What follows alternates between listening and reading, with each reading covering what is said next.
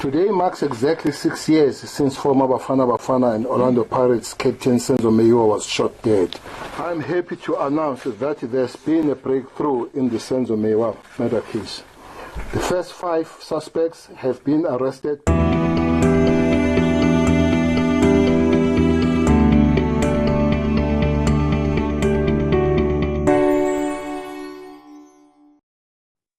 Good morning, everybody.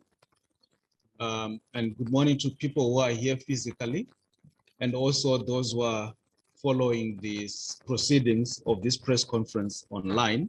We have partnered with Kulumani, who I think many of us know are doing some wonderful work in South Africa around issues of transitional justice, issues of accountability, ensuring that victims of human rights violations, including those who suffered during apartheid, are able to secure some compensation.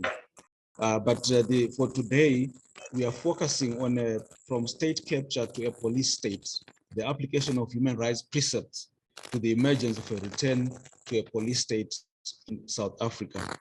And so to lead us in this particular deliberation, we've got Advocate Daniel Teffo, who is going to be talking about the emerging evidence in the Senzo Meyiwa case. He will be introduced by Sifiso Meyiwa, who is the brother of the late Senzo Meyiwa, who died in a very gruesome way. He was killed in 2014. And up to now, I think everybody is still crying for justice.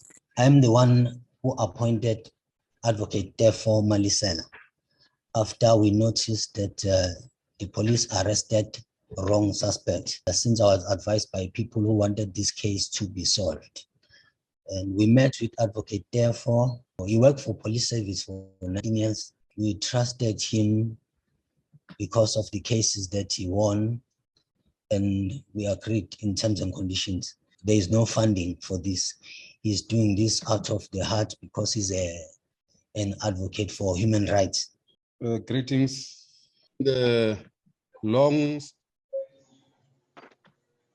overdue resolution or the impasse in this case of our late brother Senzo Robert Meyiwa is very painful. My background, I joined the police in 1995, and then I resigned on the 13th of January 2014. So when I resigned, I then started to do my practice.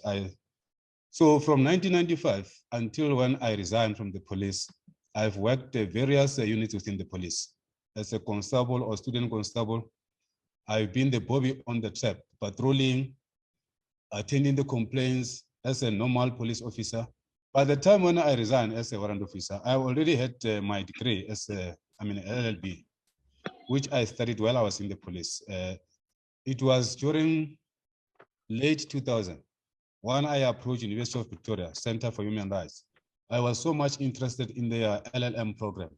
So by that time, as I'm the breadwinner, but myself I was working, I couldn't resign from the police in the meantime and started doing that. Fast forward, it was last year, around October, Sifiso informed the stakeholders. I'm referring to the NPA. He wrote the letter to NPA, to Advocate Batoy, informing them that I've been appointed as a watching brief for the family in this matter. So they shouldn't be surprised as the stakeholders in the matter. Also, the police were informed. As we know that the late Senzo Meyiwa was a breadwinner at home, a very, very philanthropist by nature. Senzo has got 3 young children. The third thing is that the youngest one needs special attention with the wife, Ms Mapisa. The family now find themselves in a very much abject poverty. And it's unfortunate to say, because now the situation has been taken over. And there are some elements that are taking advantage of the situation. There are those who are now making the death of Senzo Meyiwa a project. There are those who want to promote themselves to be known as the seasoned investigating officer at the expense of this investigation of this poor son of the soil. There are those, again, that they have found the passing on or the death of Senzo Meyiwa can be a marketing tool for them, as to be the formidable, or to say we are reliable, or we are the productive. We are not the deadwood. We are the productive ministers of the police. My involvement was there were a lot of things that were happening. There was a time when I sit down with the SFISO. So SFISO, because here there's a situation here. There are a lot of things happening here. In the police, I saw something that was so unprecedented. The investigation in this, the murder case, was compromised a lot. There was no professionalism that was shown. The same applies in the sister unit or directorate of South African Police Service, which is the NPA, the Prosecuting Authority. This case was compromised full time. There was no professionalism that was shown. On the 26th of October 2014, after the shooting and the murder of our brother. This case, it has gone through more than 100 hands of the people considering themselves to be investigating this. SFISO will come and address on that issue. What happened immediately after the introduction or the appointment of Minister Cele. Unfortunately, let me say, it's an open secret now, today. Today, we've got the Minister Cele as the Minister of Police. He used this case to campaign for his position as a Minister of Police to the current president. He told the president that once you appoint me, I will crack this case. Indeed, he was appointed on the 26th of February 2018, because this matter was postponed again in October.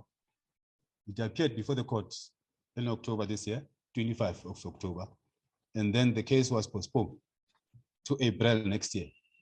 We reconvened and then wanted to get the new direction from the proxy of the Meyiwa family, Mr. SFISO Stanley Meyiwa.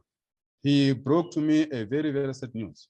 Look, advocate, my father, Mr. Senzo Meyiwa, has passed on without even seeing justice done to the brother. Now the matter has been postponed to next year, but the people have been arrested. Will this happen to my mother? Pass on without even seeing the justice. Where will this leave us as the siblings, the brothers and younger sisters? And I did promise to you, I said, look, in this matter, I'm going to be with you. Money is not an issue. We have to go where we have to go. SFISO is a man of God. SFISO believes very much in prayer. So as long as we can hold each other in prayer, we are going to prevail. They've made a breakthrough in the conference that was held on the 25th of October 2020, when they announced to the people of South Africa. Today marks exactly 6 years since former Bafana Bafana and Orlando Pirates captain Senzo Meyiwa was shot dead. But with no arrest, hope of whether or not Senzo Meyiwa's killers would be found began to fade away for some, but not for us in the South African Police Service. During these past 2 years, the Senzo Meyiwa murder case generated speculations of who could have been responsible for the sports icon murder. Despite this, the investigators never lost sight of their work at hand. After gathering sufficient intelligence information and evidence, I'm happy to announce that there's been a breakthrough in the Senzo Meyiwa murder case. The first 5 suspects have been arrested. These arrests are as a result of multidisciplinary integrated approach to this investigation, which is working closely with the Director of Public Prosecution. The South African Police Service and the prosecution team are confident that we have a watertight case against all 5 suspects. In conclusion, for us in the police service, it was always important to take time and work thoroughly on this case to ensure justice for Senzo. There was anxiety all over, internationally, that we are urging to see the murderers or the accused appearing in Boksburg the following day. It was in the media all over. Voila, come the 25th of October 2020, people appeared in court, Boksburg. But people refuse to get into the dog box where the accused are supposed to get in and be told their rights and be told the allegations against them. These people done something unprecedented that never happened in the history of this country. And I don't think anywhere else it has ever happened. They refuse to get there. They say, no, we are not. We are being framed here. People don't believe that these people, when they say, we are here, we are accused.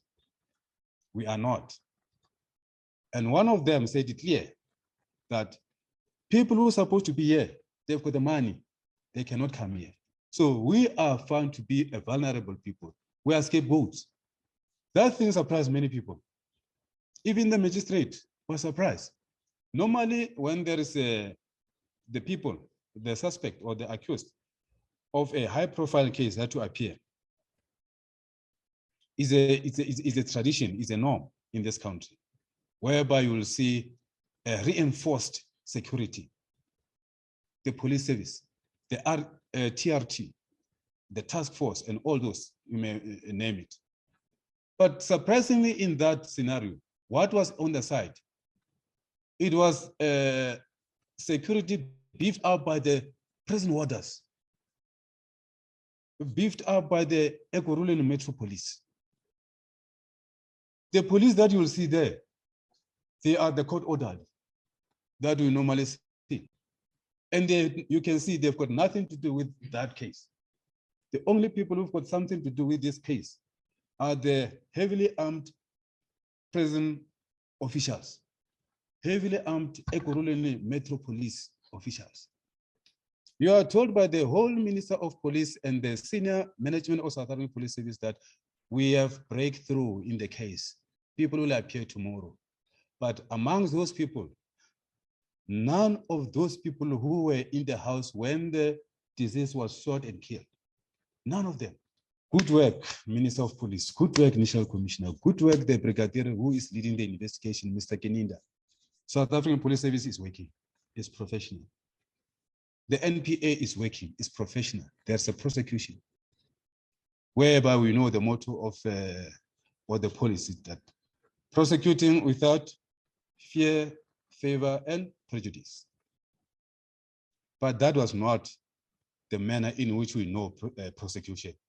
The way we what happened in the case. I'll start from where when Minister Cele was appointed. He was appointed, I think it was around 2018. And then he called all the investigators. He called them and asked them, how far are you with the case? They told him, and then he dismissed all of them. And then he appointed Colonel Buthelezi and Warrant Officer Makubu. And those two, they worked very well on the case. And then on the following year, in 2019 February, they called me and said, we are done with the investigation. And we have spoken to Advocate Nzuke. He is going to take the case to court. According to the evidence that is on the docket, he said he's going to make an arrest. Soon after that, Nzuke was suspended. Why Nzuke was suspended? Because he wanted to arrest the right suspect. Every time on this case, when a person wants to do something that is right, some of the people who are in the high position, they do something wrong to that person. Colonel Keninda came. He said there's someone who wants to do a confession. He stopped the case from going to court. And where is that person? They sent Captain Aku to one of the prison down in Durban. They sent Captain Aku to take the prisoner to court. He went with the prisoner to court. And when they got to court, they said they're coming to do a confession. But they were chased away by the magistrate. The magistrate told them straight that we are coming here to lie. Go out. You don't know what we are here for. Just go out. Then Captain Aku phoned Kenneth Cele, said, what is going on here? I was chased away from court. Then Cele is asking, who gave him instruction? Then Captain Aku said, it's his advocate Baloyi. Kenneth Cele went to Advocate Baloyi and asked him, Baloyi, you gave instruction to Captain Aku. Then Advocate Baloyi said, it is Colonel Kininda. Colonel Kininda said someone was going to make a confession. Okay, and then after that, we had the story of these 5 suspects. That 5 suspects have been arrested, and we don't buy a story of those 5 suspects. We know there is mastermind. I've been working in the police service for 17 years, and my duty is to register docket on case. I read statements every day.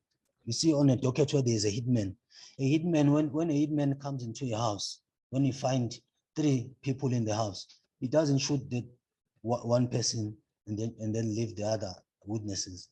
He shoot all those people. I've never heard a story like this, where a hitman shoots one person with 1 bullet and leave him there. This person that is a mastermind. If he's a mastermind, he's paid.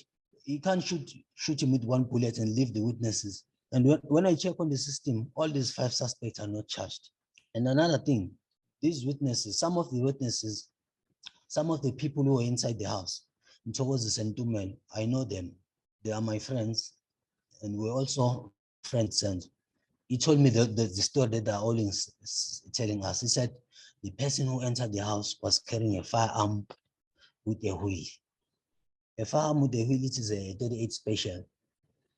Now, Colonel Kininda is coming with the story that they found the firearm they killed Senzo. I asked them, what kind of a firearm is that? They said it's a 9mm. I asked them if a 9mm is a wheel. They said no. And then I asked them, how are you going to change the statement of those people inside the house? Because all of them, they said it's a 38 special. Now, where does this firearm come from? Because the people who are inside the house are telling a different story. One day I asked Tumelo Madlala, the one who was also inside the house. I showed him a photo of one of the 5 accused. I was just testing him, what he was going to say. I showed him on WhatsApp. I said, hey, is this the guy who shot my brother? He said, hey, no, I can't see clearly. Hey, because the other one was having dreadlocks. I can't see. I said, oh, okay. He said, but Colonel Kininda said he's going to call us for an ID parade. I said, how? I was amazed that those suspects have appeared twice in court, but the ID parade has not been done. I was so surprised. When the day Senzo was shot, Senzo, I'm not sure whether it's Mtogo or Tumelo who called me first. And when I answered the call, Tumelo said, hey, Senzo has been shot. I asked him, Senzo has been shot. How come Senzo is involved with the firearm? He said, no, it's true, he's been shot. I said, how? He never answered this question. It was not going to be difficult to tell me that suspects came inside the house and shot my brother. That was not going to be difficult. It is difficult because they are making up a story. No, these people are lying. They must be charged. All these people who are inside the house, they must go to court and tell us what happened. And while I was still talking to Tumelo, someone grabbed the phone and said, yeah, it's true. Senzo has been shot and is lying down. I said, how? He said, he has been shot. How Senzo was shot? They never answered that. They never answered that. Before these 5 arrests, Colonel Cele and Warrant Officer Makubu went to Durban to take a statement from, let me not mention who, to take a statement from one of the people who's my relative. And that person said, okay, I was called on the day Senzo was shot, and I spoke to Tumelo, and Tumelo said, Senzo was shot by mistake. They said, wow, serious? They said, yeah. And that person said, it's not the first time I'm making this statement. They said, who else did you give this statement? He said, I gave the statement to Colonel Kininda. They said, how? Kininda never told us that he took a statement from you. And when they called Kininda and they asked Kininda, did you take a statement from this person? He said, no, I've never met that person. And that statement was stolen on that docket. And another thing that these investigators are doing, Colonel Kininda, and there's another Brigadier Peruman, but he's no longer in the case now.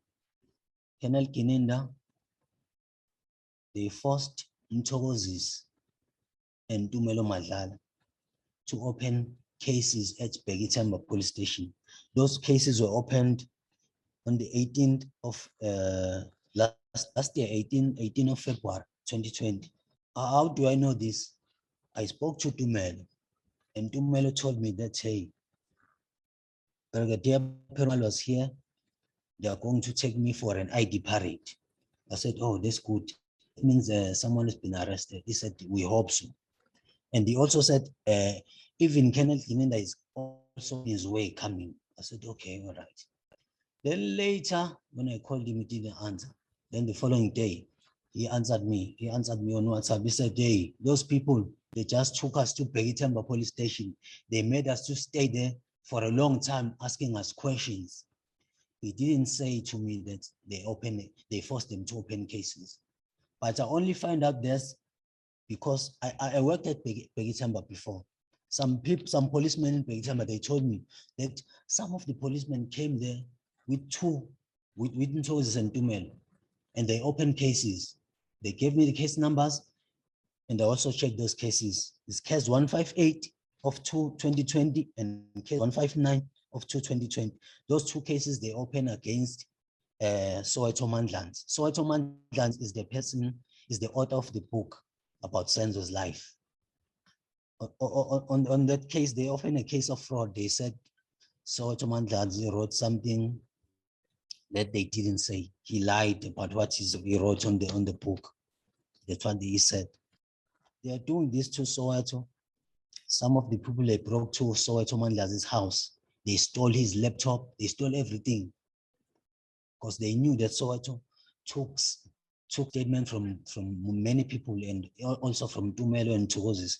They stole everything that was going to be evidence. On that 18th of February 2020, Kenneth Kininda and Brigadier Perumal also forced Tozis to open a kidnapping case.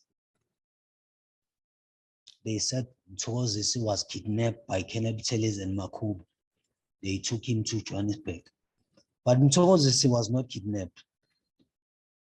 Tozis was taken by Kenneth Cele and Makubu for investigation. They took him to a house where the incident took place.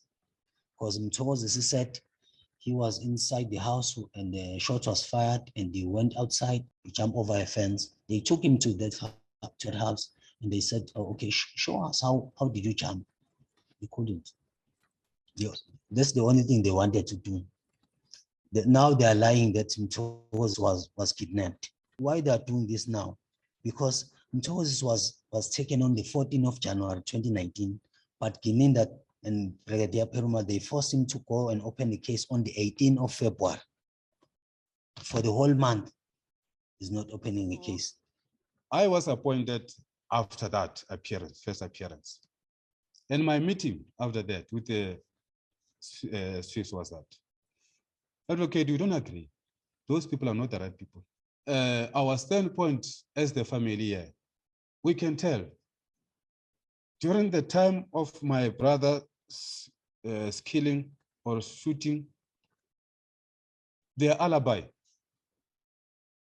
was not relevant to that address, house number 13511, Kutano Street, Muzamo section, Fosloras.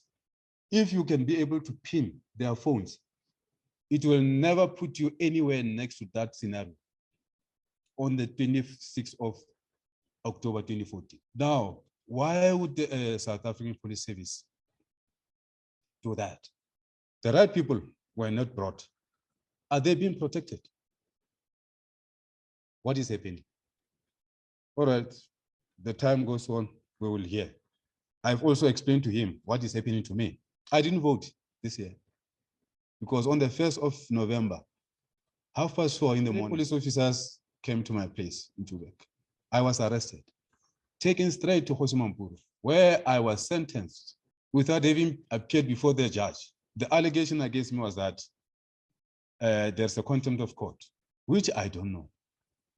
But fortunately, I knew what is this all about. I've been forced to terminate the mandate as a watching brief in this matter. I tried to be strong, and I didn't want to tell the brother to say what is happening. So here I was facing the brick wall here. The might of the state was used against me. 3 weeks ago, there was an article in the City Press talking about the new twist in the Senzo Meyiwa's case. I'm part of those people in that article. The latest, something that is next, you can see that there is a new emerging evidence. Not only new as such, but this time around, maybe there will be the right breakthrough. The things or the record will be set straight. There are a lot of conspiracy theories about what happened in that house. What is surprising? Not surprising, but now surprising in the sense that the professional investigation of the police could not crack that, which is so simple and which is so. When I was doing the investigation myself, there are the preliminary issues in the investigation when you do the investigation. Firstly, you have to confirm where is the scene of crime. Even someone who's studying the police diploma, doing 101, first year police investigation, will know that primary basic issue. So you must first identify the scene of crime. So once you identify the scene of crime, then what is next? Who are the witnesses? You obtain the statements. Then the witness will lead to who is the doer of the action, and you will approach the alleged doer of the action. So there are a lot of the gray areas in this matter. There are statements. There are people who call the people who are next to the deceased. The deceased has been shot by mistake. That was the first theory. I say theory because anything where you need a method of investigation, they must first develop the theory. So that was the first one, that the brother was by mistakenly shot. And the brother was phoned, Sfiso. Somebody phoned. The brother was shot. The question was, how? Oh, he was shot, he was shot. Then they exchange about 2 or 3 people. Other take the phone from other one. Yeah, he was shot. How? No one ever answered that question. And the mistake also was never even elaborated. Then the theory of mistake, now, as the case goes on, the progress in investigation, other theories developed. There were intruders on the day, 2 intruders. One is tall with a firearm, one is short with a knife. Those intruders got inside the house. And when they found those people who were in the house, the people were 8, not only were 8. When I am excluding the young ones that cannot be the witnesses, I'm talking about the adults. When I say 8, I'm also including the deceased. When the alleged intruders got in. And when these 8 people were in that house, these 8 people, they knew each other. They knew the deceased is their hero. They knew him very well. So 8 people knew each other. 2 people came, tall one, short one, tall one with a firearm. That cannot even be explained. Short one with a knife, started to chase everybody in the house. Until later on, these other 7 people realized that the deceased had been shot on the chest, slumbered next to the couch in the sitting. Nobody saw anything. That's when we come back from we try to run for our cover, run for our safety because of these 2 people. So now, that's where now the theory of intruders. Now we've gone past the theory of mistake. Then time goes on. Because according to me, there's nothing complicated about that matter. This case could have been long been dealt with and finalized if people were professional or if people were honest. I don't want to say somebody was protected and whatever. I just find it very much unfair. The Center for the Human Rights at the University of Pretoria is looking after the justice. This case, it was treated in a manner that was so discriminating. And that discrimination was not in such that it was given special attention.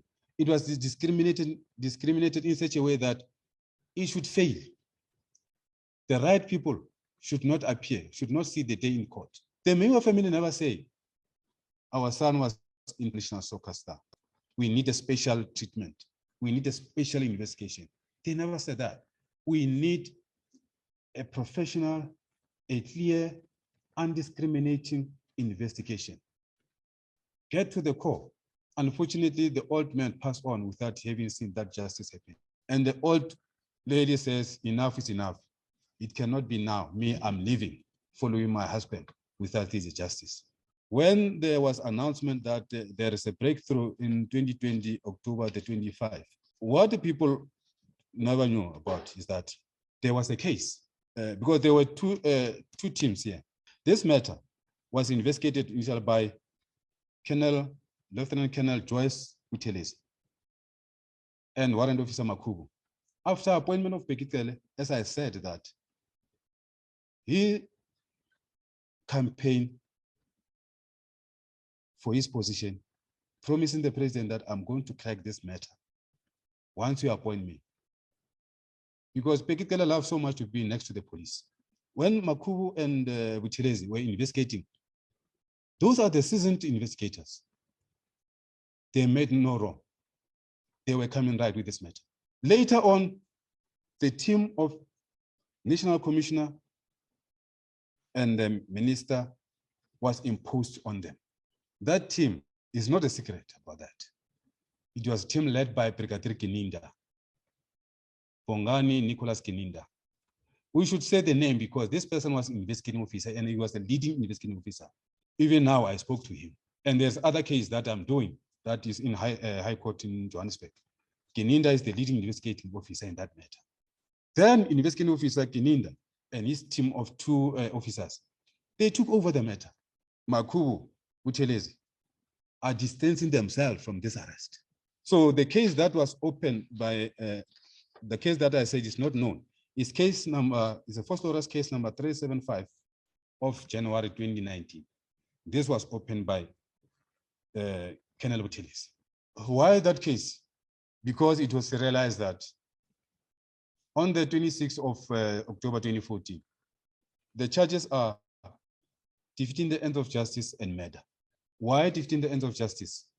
Is because on the day of the incident, somebody cleaned the scene. That we know that the scene of crime should be secured by the police. No one should tamper with it. But the scene was tampered with by one of the 7 people in the house. And this person, the NPA, through the prosecutors, Advocate Nzuki and J.J. Detroit.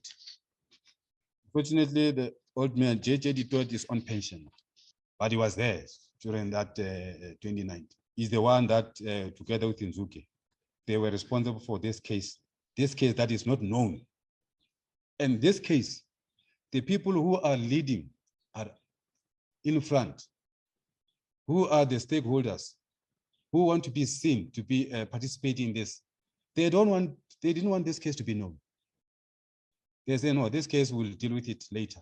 If we fail with this first case, we can come to this case of Joyce Utelezi. In the meantime, our case that should come in the public domain is this one, whereby the leading investigator is Brigadier Kininda and the other 2.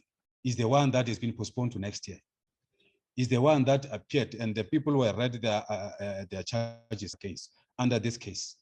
After the consultation with FISON, I wrote last month, I wrote section representations in terms of section 6B of Criminal Procedure Act. What does that mean? I wrote this to the head of prosecution, Advocate Baton, to say, can we, based on the instruction of the family, this case 636, can the prosecution be stopped in this case?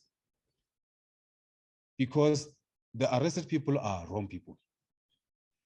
There is the case number, so-and-so, that we need it to be prosecuted. They are the suspect.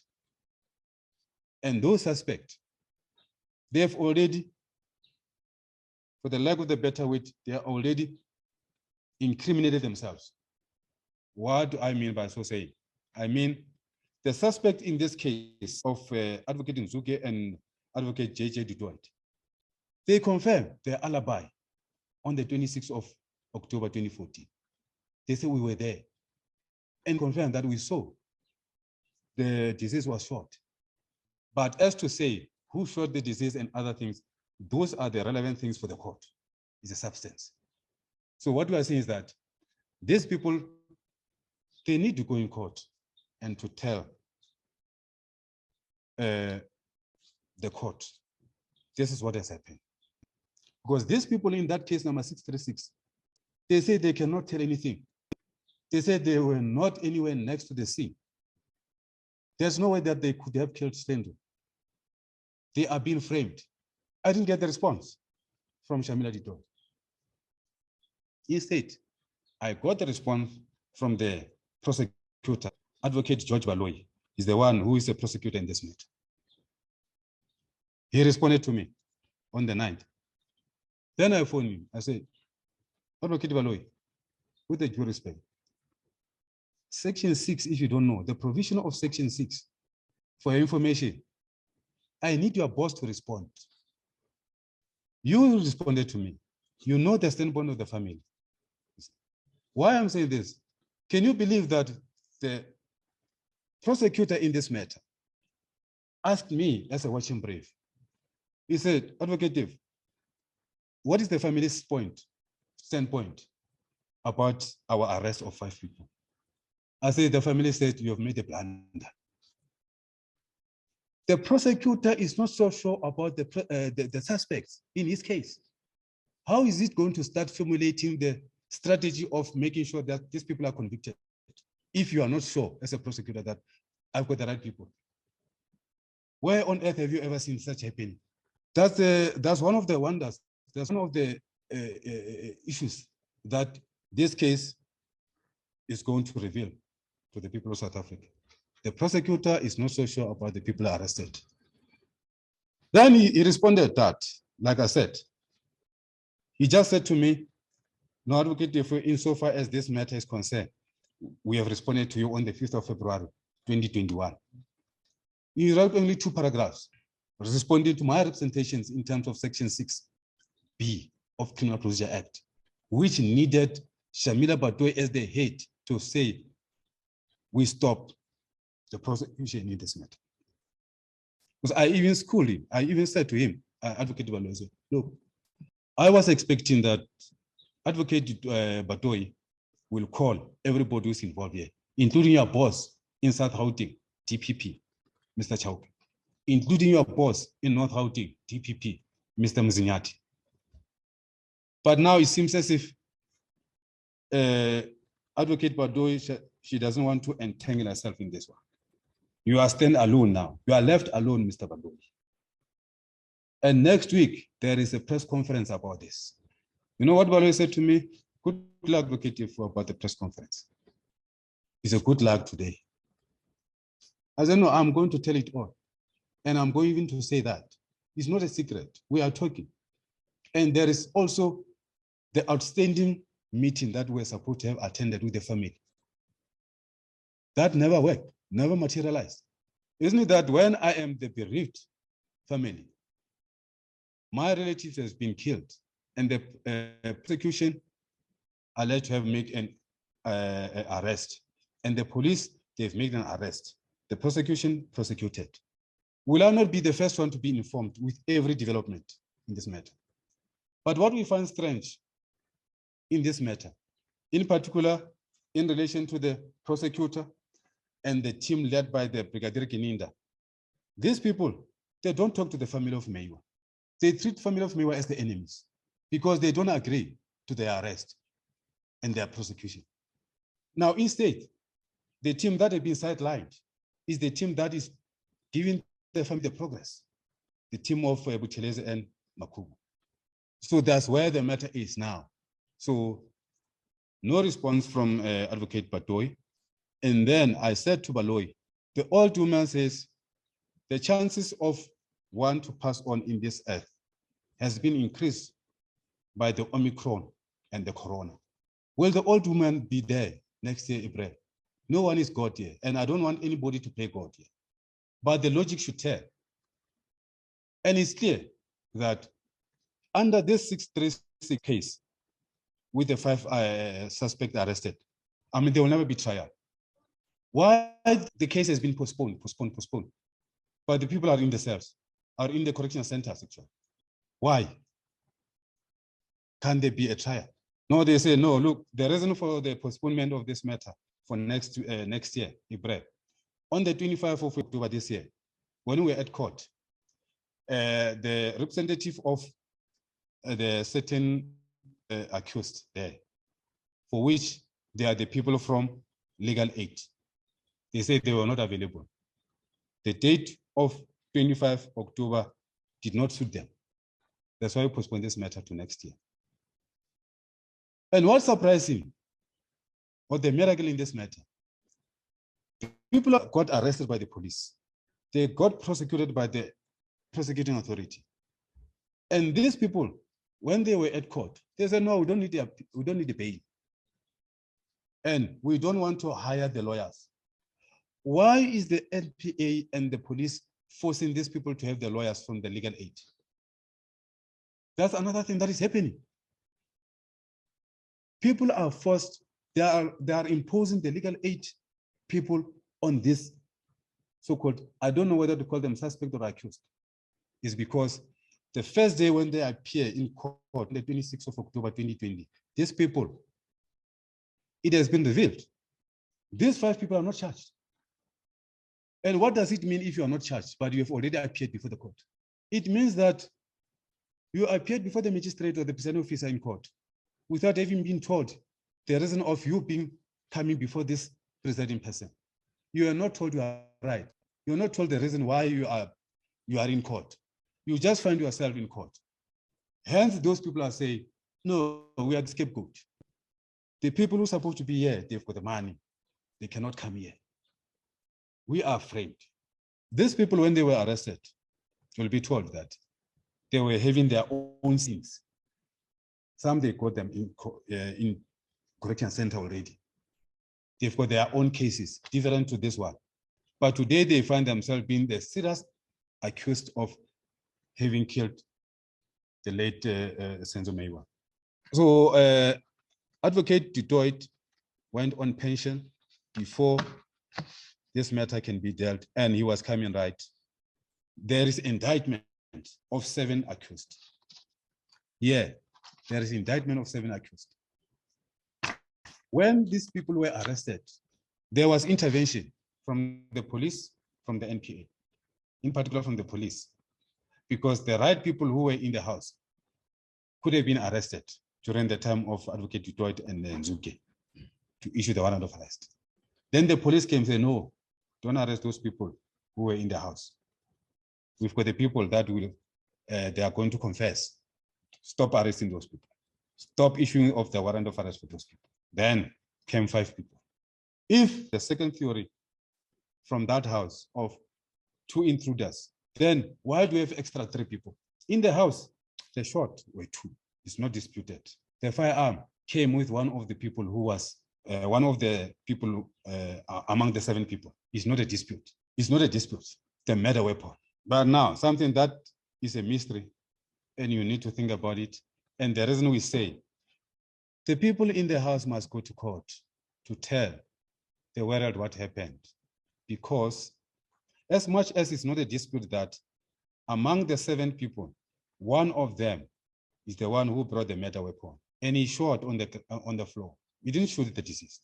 And another mystery, the trigger and the bullet that discharged and shot the deceased grazed the chest of the deceased, and he died as a result. The trigger was not pulled by the person who brought the fire. Now we don't want to get into substance. I'm just untangling this to show you that 7 people, there is a need that they must go to court and explain. That 5 people, they've got nothing that they can tell the world. Now there is a need more than ever before that 7 people, by hook or crook, they must go to court. After my appointment, I met Mr. Denny Jordan. Now, as the president of SAFA, I don't know what to tell my counterparts in other countries. Because when I met them, they asked me, what happened to Senzo? I cannot explain. Maybe your God sent will find the answer. What happened to Senzo? Good day to everyone who's physically here and those who are joining us online.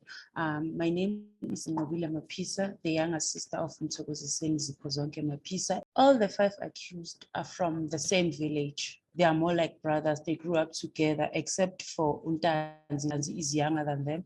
Tanzi was still at school when they all came to Joburg, and they all resided in Vosloorus. They were a team, they were friends, especially Ms Mapisa and Sfiso Mncube. They were best buddies. And then Sfiso Tuli was more like a son to the two, because the two were friends to his uncle. So then he's when they were accused for this case, they were all, the three of them were in prison. Mthobisi Mncube was arrested, I think it was August 2014. Mind you, Mr. Meyiwa died in October, whereas Mr. Mncube was already in prison for his own case. My brother was arrested in November 2014 after the death of Mr. Meyiwa for his own case. Mr. Nduli, I'm not sure when he was arrested, and then the other two were working. As for Danzi, they fetched him from the mine where he was working in Mpumalanga, if I'm not mistaken. And for Mr. Sbia, they went to his home to look for him, and then they found his father there. How do I know this? I went to visit all the four families of those who were accused. I think it was this year early, to ask them about this whole thing. I started at the Nduli family. The uncles were confused, and they didn't even know that Sfiso was accused for such a case. It was their first time hearing it from me. I went to the Sbia family. The father told me the whole story. He said Mr. Kininda came straight to his home looking for his son. They even attempted to hit him to reveal where Mr. Moses Sbia was. And then they came again after a week and they found Mr. Sbia with his wife. They told him that he's been arrested for such a case. And then Mr. Sbia told them that I've got nothing to do with such. I've never held a weapon in my own hands. And then they promised his father a certain amount, I think it was 100,000 rands, that Mr. Kininda, through his mouth, told Mr. Sbia that are we going to give you this money should your son plead guilty for this. Mr. Sbia refused, and that was when Mr. Kininda attempted to hit him. And then Mr. Kininda, the guy who was with Mr. Kininda on the day, and then Mr. Sbia knew Mr. Kininda, I don't know from where. He told Mr. Kininda that, please tell your guy not to come closer to me. What is he willing to do? And then I went to the Ntanzi family as well. I found the father, the mother, and the brother. The brother told me that it was 2 or 3 months after he found a job for his younger brother at the mine in Mpumalanga, that where he was working and that where he was arrested. They also promised the Ntanzi family 3 million rands shall Ntanzi agree to the case of Meyiwa. Apparently, Ntanzi did make a statement pleading guilty, and Ntanzi was said to be the witness against the other 4 as well. Shall he agree to this? And then since they've been arrested, they've never have peace in prison, especially my brother. Whenever he get a chance to call me, he used this word call. Every time he will call me to send him in airtime. Then when he called me after they appeared, the first appearance in court, he told me that since then, he's been harassed inside prison. There are some guys, I forgot the name of these police, but they wear black t-shirts. They came in with I'm not sure, the deputy of the head of prison, and then they beat him up. They searched for cell phones. They found 8 cell phones in their cell, and then they assumed that all those phones belong to him, whereas there are 9 in the cell. There are 9 people in that cell, but they said all those phones belong to him. They beat him until he ended up in the prison hospital. We got all the files for that.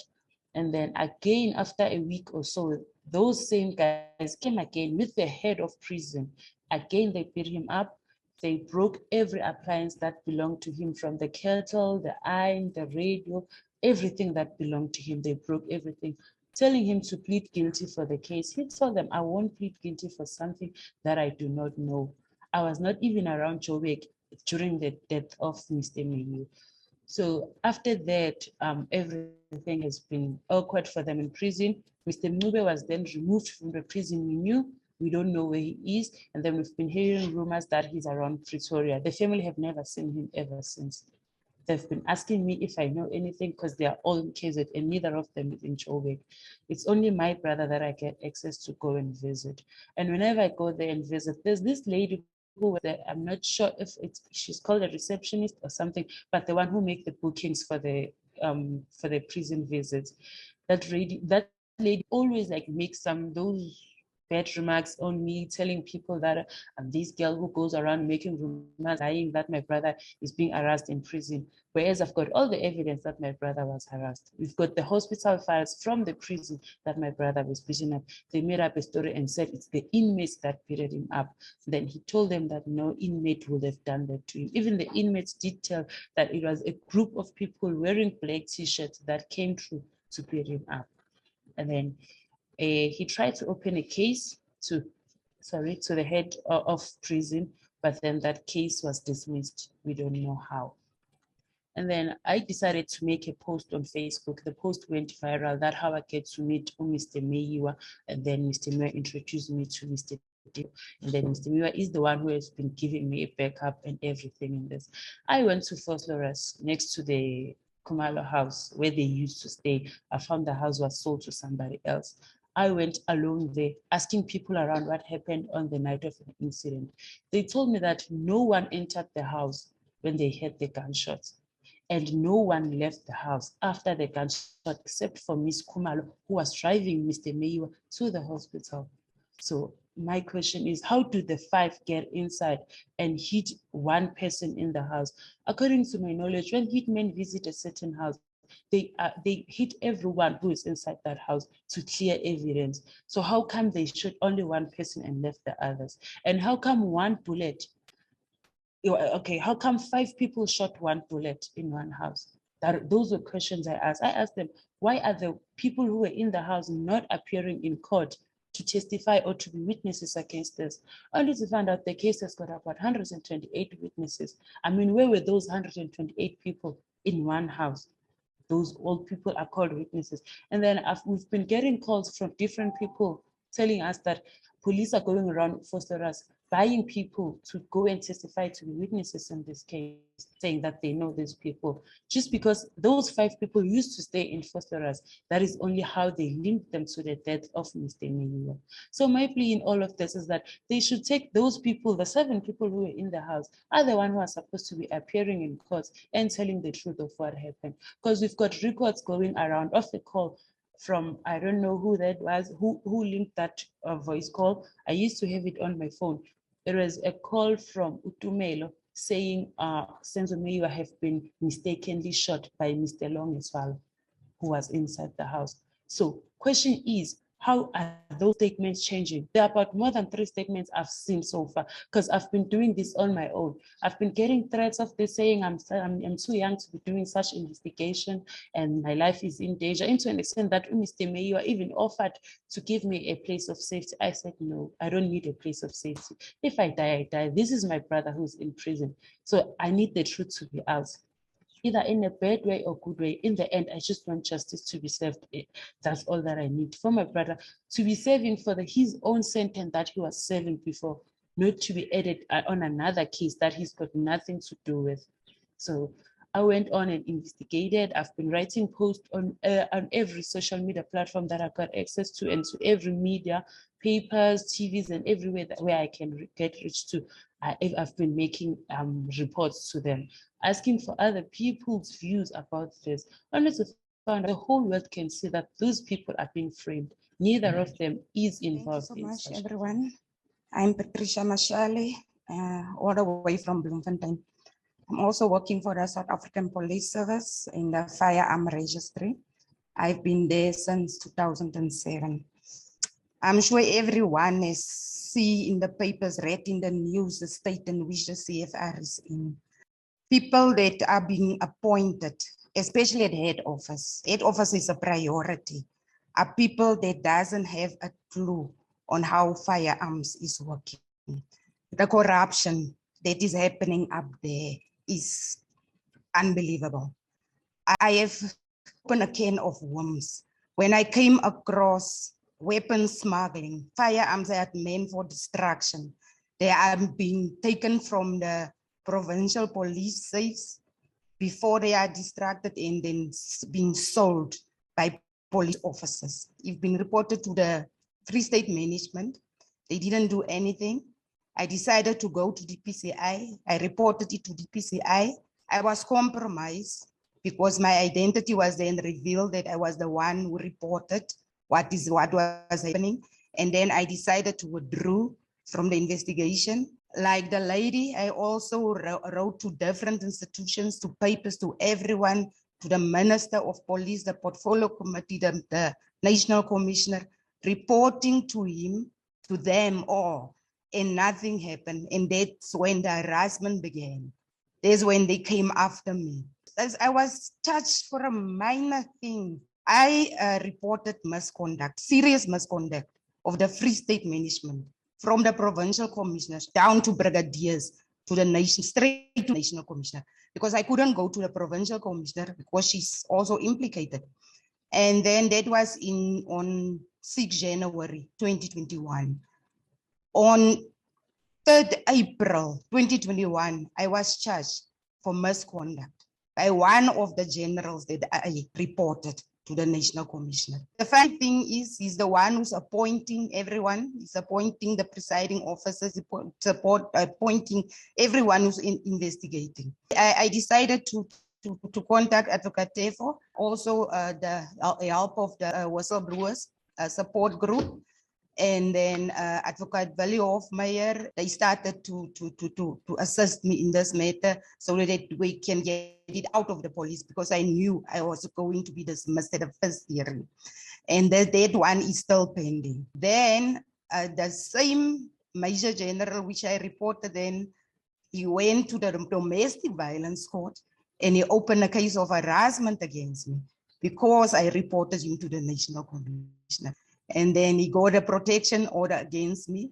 Then Advocate Teffo again, I wrote a rescission application and it was set aside. We got a new date. After it was set aside on the 17th of August. So we got a date for the 23rd of September. You went to the Park Road Police Station on the 3rd of August. And then open a criminal case of harassment against me now. That was in August.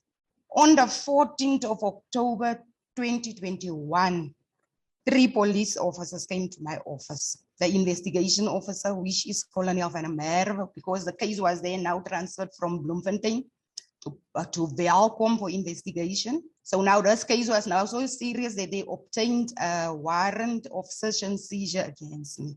They came to my office on that day, and my phone was taken by force. One of the officers, armed officer from POP, was standing right next to me. They threatened me. They refused. I asked them if I could at least call my lawyer. They refused. I wanted to call my husband. He told me, I don't have the right to do anything. I must just hand my phone over. At that time is when my phone rang. My daughter called and I screamed in the phone. She must call my husband and tell him that what is transpiring in the office is that only me with them in the office, the door was closed. I was so threatened. I felt so intimidated, victimized. He then started to read my rights to me. Then I asked him, am I being arrested or what is happening here? He said, no, I just have to interview. I told him then at least call my commander so that he can be a witness to see what is transpiring in the office. And then when they called my commander, in the first place, he chased my commander out of the office when he came in. And then when they called him back, he didn't explain anything to him to what is happening. My commander asked him, what am I doing here? He said, no, it's on her request that you're here. My phone was already taken. Then he tried to seal it in the evidence bag. He didn't want to seal it. He took sellotape and he took it. And that's when my husband also arrived at the office. My husband asked him, what is happening? He said, no, he obtained a warrant of search and seizure for my phone. There's evidence on my phone that they have to obtain. I told him that I'm not going to answer any questions or sign anything because in the first place, I was denied the right to do that. And then they left, and I asked my commander to also leave because I was so traumatized that I said, I cannot sit there. Then when we arrived home, I looked at the warrant of arrest, and so it's my personal phone, by the way, it's not official phone. And I saw my phone's details are already there. My phone's IME number and the cell phone serial, the SIM card serial number is already on the warrant. I showed my husband, I turned over on his statement, and there was something crossed out with a black marking pen. And I saw a Kroonstad case 622 of 2017. I told my husband, I said, this is funny. How did the magistrate sign this? Where did they get the details of my phone even before? And he already obtained the warrant of seizure a month before. My husband told me, said, let's go to the police station. The next day I go to open a case. The sergeant helped me nicely. The case, the docket was open and so, and when the docket had to be registered, then the instruction came from above. Their docket must not be registered on the system.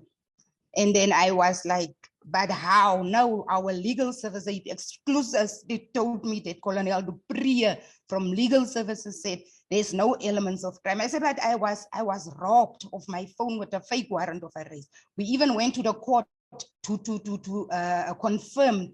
And one magistrate told us, he said, this is fake. Even the Kroonstad case that is crashed out, we have other documents in the file here. So what you must do now, you must take this further. The files that I have on the firearms, the documents that I reported to SIU, to SSA, to all these organizations, everything's on there. But luckily already, most of the things I sent to the advocate. So all I'm been saying now, General Sitole, I know after this, I'm going to be charged again, is protecting the criminals in the police. In Free State, people are being dismissed for being late at work. My brother are now suffering because of me. Just on, we were suspended for 2 months without pay for being late at work. This Friday, they wanted to force him to go to a hearing without a representative. The advocate called them and they say they're going to proceed. And we told them they can't proceed without the hearing, and they suspended him verbally. They told him that is, and everyone that is close to me that is associated, there is a Colonel Kuveka. She's been suspended. She was suspended during the lockdown without pay for 6 months. She was sitting in a house with the children without money, without nothing. Right now, I'm also being charged for sending another complaint to the National Committee. They take screenshots of the communication between me and him.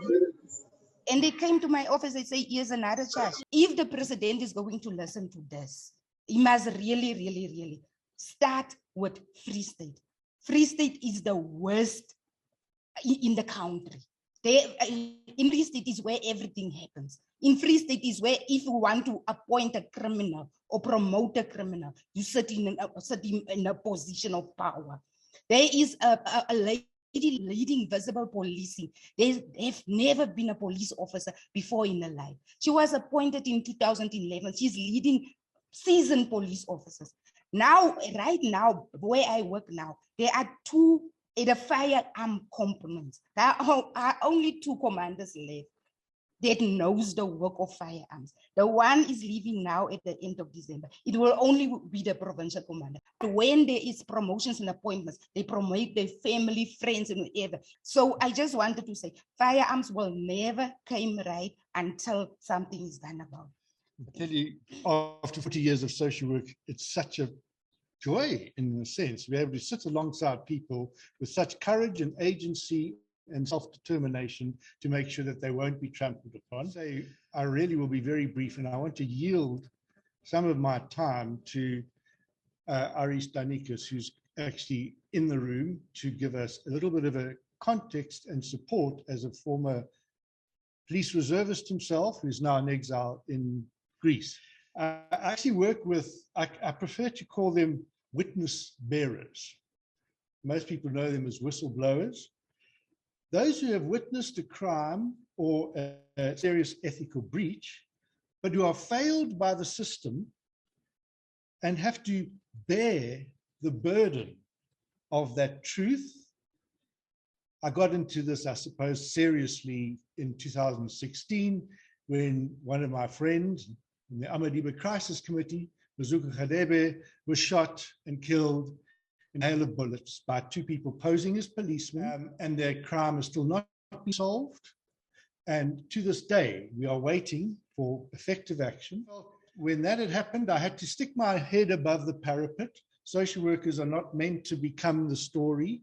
We are meant to be, like I was there, sitting alongside, encouraging people and helping them find their own voice. But in a country where people get shot and killed for this, I thought, well, I'm going to use the benefit of my experience as a social worker to see what I can do to assist. And it's assisting people to ensure that the tail doesn't wag the dog, so that the journalists know that their sources are actually psychosocially supported and don't have to worry about them, and that lawyers know that their clients likewise undergo such huge trauma from the experience that they aren't able to see it through. What I found that over the last 5 years or so, that far from having to prevent the tail from wagging the dog, that the tail has been attached to a tiger, where we now have to ensure that I need all the lawyers, all the journalists, and everybody in civil society to come on board and say, we've got to roll back this mudslide. And there are people who are prepared to do it, and they are witness bearers, stroke whistleblowers. Because we cannot have a functional society unless there is the rule of law, and it requires policemen to do that. And Aris Danikas was a police reservist who left the country in 2008 after blowing the whistle in what he saw police atrocities in the Cato Manor unit in KZN. And for the last many years, he's now been living in Greece and is now works with Blueprint for Free Speech, an international NGO. And I'm asking Aris, please, Aris, give us some guidance, because I'm really concerned. And in our WhatsApp group, people are saying, what do we need to do to ensure that there's better protection for Dan, for Patricia, for others who are now gone out into the open, who are making this statement? How do we ensure that there's not retaliation against them? My friend Dan Teffo, to the point.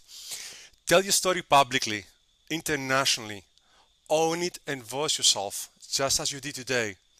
The more people knowing your story, the safer you will get from retaliation. The more confidence you will acquire. A captured state will use a system and bully you to submission. They have unlimited taxpayers' funds, you don't. Protect yourself from possible character assassination by fake news media by telling your story directly to the public, just as you did today. Prior to 2021, South Africa activists had some moderate Protection Disclosure Act passed in South Africa, but the majority of the public was unaware of the crucial value of whistleblower contribution towards combating corruption and reporting wrongdoing. The local media can play a crucial role into projecting the truth facts by talking directly to a whistleblower and not going around them to tell the story. I speak from experience. As part of Blueprint, I made it my life mission after my exile in 2008 to help whistleblowers international and in South Africa to tell the stories and advocate for them. I'm not going to speak about Blueprint much. You all know that we managed to get 4 South Africans for the first time internationally to get an award. What the public doesn't know is that in 2016 I was also awarded by Blueprint, but unfortunately that was kept from the South African media. By getting international coverage, we encourage whistleblowers to come forward. We protect them from a system which can be corrupted. As an ex-policeman, I was always told that we fight our enemies by get them into the system and exhaust them through the system. And I can relate now to how Dan Teffo feels. Thank you so much. I just want to tell you, we never transformed the apartheid police. It was obvious to me by the late 90s that we were never going to do it. And even a leading nationalist told me much the same. Just before the elections in 94, they created a monster that they couldn't control. Now, I speak with experience in this province because, and I worked with police right since the time that Frank Dutton was persecuted for doing the trust feed case. And then I increasingly worked with very many black policemen, and they were getting victimized in the 90s because they were doing their jobs, weren't they? And it was political victimization, first from the IFP. You arrest an IFP warlord and then they bring false charges against you. legal charges, disciplinary charges. We fought that against a number of police. Then another policeman had the same problem because he arrested the key ANC warlords in Richmond, didn't he? Now, malicious charges against him. Now, during these years when the IFP was in charge between 1994 2004, and a lot of what I'm going to say is revolving around the national minister, because unless you deal with the national minister, you are wasting your time doing anything with the police, quite frankly. Now, during this time, the national minister was the ANC rep. He did nothing to protect these police. He even suggested to the most senior black credible policeman in the province, who was not KwaZulu police, that he should leave the province, shouldn't he? And when a malicious charge was brought against him, the position he was going to get, a leading position in this province, went to a white security policeman. Now, the only thing Cele did for 10 years when he was in the opposition was support an IFP corrupt detective who'd been linked to attacks on trade unions. So that was his record in opposition. He then becomes MEC. He's useless. You see, what we had was the politicization of the police from the word go. Then it becomes the ANC politicization. He did nothing constructive, absolutely nothing constructive, except hobnob and give money to taxi mafia people to mediate taxi conflict. Circa 2008, there was an interdict against him and former head of organized crime, Johan Boysen, an interdict to stop the murder of the last Mapamulu taxi man standing, Mkhize. Okay, the interdict was to stop him being killed. Well, he was killed. There was a prima facie case of the involvement of the Ketamana people. There's a civil claim already settled. Now, I want to tell you, there's one thing that makes me sick. It's hearing that Black Lives Matter, because I can tell you they don't matter. They don't matter in a black governed society. Imagine what would have happened if 3 or more dozen people who were white had been killed by the police. That have been international crime, genocide. Oh, no. But the NPA, the police, everybody has covered for the Ketamana squad. Unfortunately, so have the journalists. Okay, so that happened. Then, of course, Cele becomes the National Commissioner. Well, if we thought we had a problem with policing before that, it just escalated. The corruption, the irregular appointments, the brutality. You know, we always had, we never lost the apartheid policing brutality, but it got worse. Shoot to kill, establishment of the TRT, brutality. They were Cele's boys. Wherever they go, people are abused. They tube people because it's difficult to pick up the medical evidence. They do it all the time. One guy who was being persecuted by these very same Ketamana people, he wasn't killed then, he was killed later. He said to me, I heard them say, don't beat him where Mary will be able to see it. Okay, so that's the way they operate. Okay, so Cele appoints the Ngobeni as provincial commissioner in the province. She hadn't even been able to run Ulundi properly. And during all these years, including when Cele was MEC, there was training, paramilitary training in this province. That was happening in 2008 in the backyard of the station that Ngobeni was the commissioner. I've seen pictures, police car in the background, guys lined up in paramilitary uniforms, and guess who's training them? Romeo Mbombo, convicted hitman, who happens to be a friend of the minister. The minister clearly doesn't pick his friends very carefully. I think people know that, well, he takes advice, of course, from Boysen. Now, Boysen, of course, was part of the notorious murder and robbery unit in pre-94. They were known for killing people, supposedly. That was the reputation of the murder and robbery unit.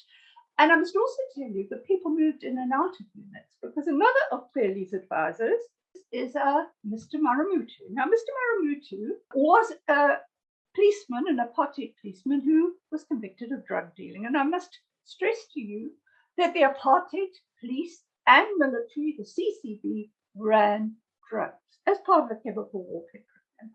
But you won't read about that because the TRC hearings were embargoed, and an attempt to declassify the stuff in the early 2000s was squashed by apartheid generals. But they did the drugs. So Maramutu would have been part of that kind of CCB type grouping. Right, he's a key advisor of Minister Cele, and he and his family and friends work for crime intelligence. He's on tape in a leaked tape several months back, mainly to the independent group, advising the minister what cases to investigate, who to vote for at Nasrec. This is all on this link. Another of his good friends is a key taxi mafia person.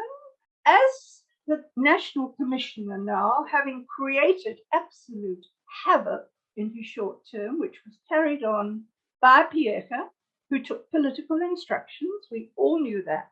And I must tell you, accountability stopped. We had people dying like flies in Cleveland. Do you think we got one single response from the provincial commissioner? She'd been given instructions, of course, no doubt, political instructions.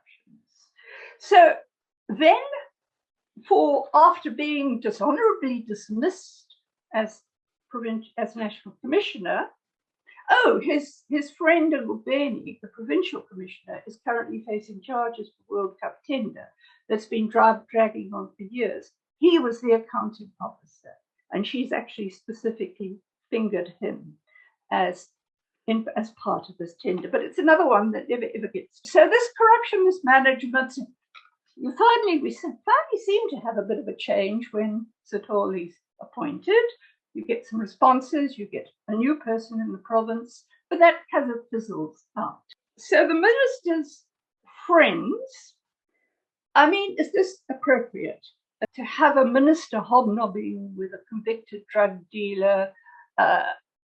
He also, as a matter of interest, when General Jacobs was head of the intelligence and the police, they were handed a counterintelligence report showing that there was a hit squad operating in our police, in crime intelligence, in KZN. God, it's like deja vu for me. I was shouting 30 years ago about KZN hit squads, and no one believed me. Now we have hit squads, of course, here in this province. Okay, the three people were former apartheid SPs. I must tell you, by the way, that my black police contacts, of whom there were very many in the 90s, were telling me that white right-wing police, to the right of de Klerk, were saying openly, we're going to stuff this government up, aren't we? They were telling black police that because, black police were just there in the background. And so now, instead of doing something about this report, clearly says, this is very embarrassing, put it away. So for all we know, those very same apartheid operatives who were running political hit squads are still doing it. Been involved in July for all we know. We don't know. I said to one of the Human Rights Committee people, why don't you ask them why he didn't pick up the phone and ask Maramutu about intelligence if he wondered where the intelligence was? And there weren't any intelligence reports going national during July. You see, the problem with the police is that whoever's minister appoints the head of the Hawks, appoints, well, of course, the useless, whatever they are, civilian secretariat. I've yet to see them do anything about violence, including provincially. He also appoints the head of IPID. So you're not going to get any investigations from IPID that might rock the boat. That's serious. Concord said 5 years ago that legislation giving independence had to be passed. What happens now is that Bailey controls not just this team we've heard about, but he controls the ministerial team into political killings in this province. Have you ever heard of it? In effect, he takes whatever dockets he wants to, because one he took, Bheki Temba was raised. The guns were stolen during the July violence. Okay. Now he gives that to Kumalo. Kumalo heads his team. Kumalo is a former KwaZulu policeman who's never been it. Okay, isn't this jolly convenient? Because You can select your cases. This team is known for malicious arrests. It's known for abusing people. Then the charges are withdrawn. But it's jolly convenient because if one of your colleagues, because I can tell you the political killings in this province are run by colleagues of fairly. So it's jolly convenient being able to have a sight of what's going on. One of the cases, by the way, in which is specifically named in the case involving the hit squad allegations in the crime intelligence is Senzo Meyiwa, that he was killed allegedly by this team. Right. Now, again, it's a bit like the story of Meyiwa, that there's a breakthrough by provincial detectives. The docket's taken away. It's in the hands of Cele's people now. Very, very convenient. I used to say, look, we've got a problem with police, but at least we've got prosecutors, we've got magistrates. They're now part of it. In Cleveland's, during the violence in Cleveland's, and I was sitting in Umlazi court, you'd have a prosecutor denying that a man who was on crutches with a bloody eye and couldn't hear what was going on had been abused by the police. Big problems with not prosecuting good cases. I could give you examples, but I want to finish off with the story of what happened to Thabisa Zulu recently. Thabisa Zulu, everybody knows, he's just had an award from the Blueprint for free speech. He's a whistleblower. He's tried to get justice for Senzo Meyiwa. There's been attempts on his life. He's been maliciously arrested, including a month or two back when on a Sunday afternoon, police who are supposed to be interviewing him about an assault on him come and arrest him. They take his phones without, these are Cele's police, right? They take his phones. They don't even go through, getting an order from a magistrate or a judge or anything. Take his phones and say, we're going to download the content, which is placing the lives of all those people who report to him in jeopardy. I contact that very same day. I send messages. I phone the head of the unit, the provincial commissioner. The phones are not returned until 3 days later. Now, this is terrifying stuff. They're acting with absolute impunity. And I must tell you that we are drifting. There's more on my website about that, but we are drifting more and more towards authoritarianism. And that's why I'm up in arms about business actually wanting to give them more, this government more power. We can see what they did to us during lockdown, all sorts of ridiculous bans that weren't necessary. And that power has gone to their head. I don't know if you know, we've got our kind of own state security council, just like apartheid did now. All these sinister councils are making decisions for us. We don't know. Parliament is useless. What's really disappointing is the lack of proper opposition. I send stuff to different opposition parties. I'm going to finish by saying, I told you all about company, clearly, whether he's fit to be a minister. Ramaphosa says to Thabisa, yes, you'll get protection. But he doesn't get it. Clearly has overruled it. I want to leave you with this question. Clearly and his apartheid drug dealer general's friends. I want to leave you with this question. Who's actually running South Africa? Okay. And I just want to pay enormous respect to the people who've made the trouble to come here to actually make the public of South Africa aware of how dire the circumstances are in our police, a police force that has been rendered grossly incompetent, unethical, is run by people who do not even have any police qualifications, as we know very, very well. We have a civilian secretariat of the police, which seems to have no authority at containing the disorder in the police. We have cases where the police, 20 cases have been won against the police for their unfair dismissal of people who have suffered immensely and have been chased by private security companies. You cannot imagine the kind of torment that people are put through. And there are 20 outstanding cases that have been won against the police that the senior management have refused to reinstate the decent, good, God-fearing, ethical police officers in our country. And instead, we are dealing with people, many, with criminal records, something like I think the last count was there are 4,000 police in active service who have criminal records, who have never been fired. And we really, really need an urgent reappraisal of the problems in the police. We need to call, the equivalent would be a kind of Zondo commission.